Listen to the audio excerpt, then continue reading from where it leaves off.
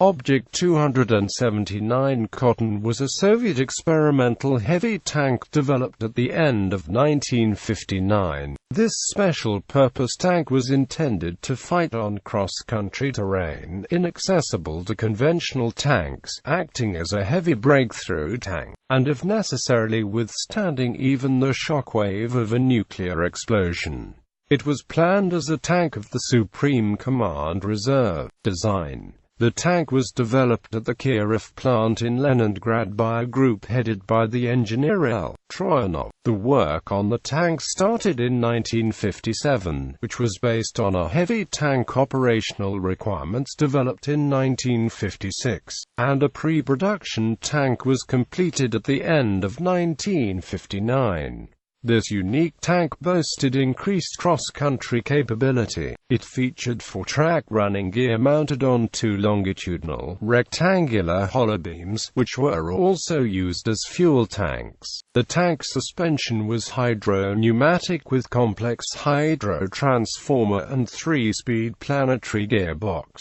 The track adjuster was worm-type. The specific ground pressure of this heavy vehicle did not exceed 0.6 kg per square centimeter. The track chain, running practically along the whole track length, provided for increased cross-country capabilities on swampy terrain, soft soils, an area full of cut trees, Czech hedgehogs, anti-tank obstacles and the like. The tank was equipped with the powerful 1,000 horsepower 2DG8M diesel engine, enabling the 60 metric ton tank to attain 55 km/h speed, with active range of 300 km on one refuel. It also had auto firefighting systems, smoke-laying equipment and a combat compartment heating, cooling system. Armor. The tank hull, with a maximum armor thickness of 269 mm, was covered by a thin, elliptical shield protecting it against APDS and shaped charge ammunition, and preventing it from overturning by the shock wave in case of a nuclear explosion. It comprised large cast irregular-shaped structures of variable thickness and slope. The all-cast front part of the hull was rounded in shape with thin armor panels against heat projectiles, which ran around the edges of the front and sides of the hull.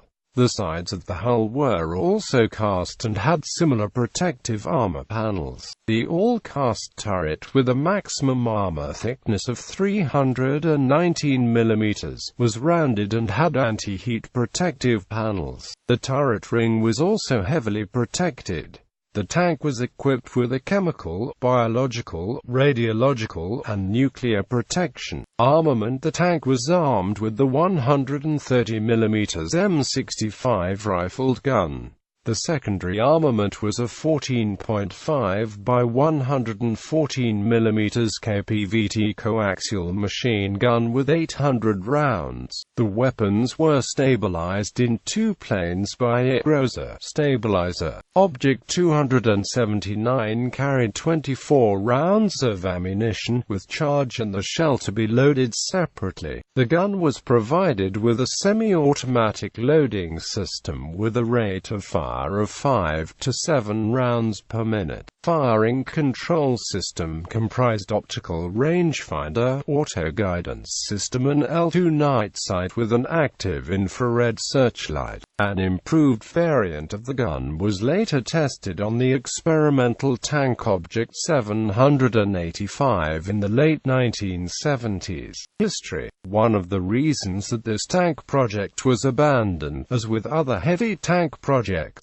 was the fact that the Soviet military stopped operating with heavy fighting vehicles of that type, tanks and similar, as of 1960. Since then, the heaviest ones are kept at about 50 metric tons of weight, that is without counting in any extra equipment such as additional reactive armor, mine-clearing devices, etc. It was something concerning the current Soviet policy. Adding to this decision was the fact that Nikita Khrushchev himself was a supporter of an alternative guided missile tanks, the most prominent of which was IT-1. Furthermore, the Soviet military wanted tanks with a suitable weight for crossing their own bridges, in case of homeland defense situations similar to those that occurred during World War II, which at the time seemed to be unreliable for heavy vehicle crossings. Another reason was the fact that a number of serious deficiencies of the running gear appeared during the trials. These deficiencies included low nimbleness, efficiency loss during swampy area crossings, complex and expensive production, maintenance and repair, and impossibility of reduction in the overall height of the tank. One example of the tank survives as a non-functional display at the Kubinka Tank Museum.